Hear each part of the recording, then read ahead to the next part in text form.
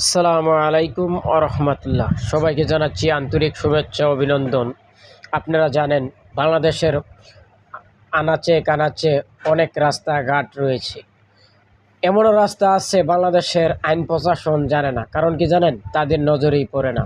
তাদের রাস্তার প্রতি কোনো একটু অনুভূতি ও দয়া মায়া কিচ্ছুই নেই, কারণ যারা এসব রাস্তা করলে হয়তোবা তাদের কাছে আর কেউ দূরাবে না।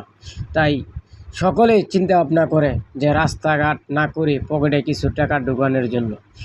কারণ আইন প্রশাসন এমন একটা জিনিসে গেছে আপনারা জানেন বর্তমানে, যা কে কারে টাকা দিয়ে টাকা উপার্জন করবে। কারণ যদি তারা এটাই মনে না করতো, তাহলে কাঞ্চন পুরসভা, রূপগঞ্জ, নারায়ণগঞ্জ, কাঞ্চন পুরসভার ভিতরেই ৩ নং ওয়ার্ড কেন্দুয়া খালপাড় ও ২ নং ওয়ার্ড বীরাব, এই রাস্তাগুলি খুবই খারাপ অবস্থা, খালের দুই পাশের, এবং আরও ভিতর দিয়ে অনেক রাস্তা আছে, ছোটো ছোটো রাস্তা।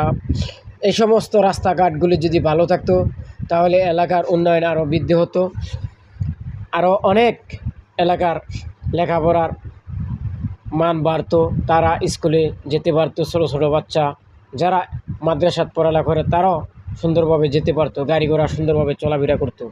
তাই আসুন আমরা সকলে যারা উপজেলায় ও কাঞ্চন পুরসভায় যারাই দায়িত্ববান আছেন, আমি আপনাদেরকে বলতেছি, এই রাস্তাঘাটগুলি করলে এলাকার সাধারণ জনগণের অনেক ভালো হতো। তাদের চলাফেরা খুব আরামদায়ক চলাফেরা করতে পারতো। সবাই ভালো থাকবেন, সুস্থ থাকবেন। সাবস্ক্রাইব করে কমেন্টে জানিয়ে যাবেন কে কোন জেলা থেকে দেখছেন। সবাইকে ধন্যবাদ জানিয়ে শেষ করছি। আল্লাহ হাফেজ।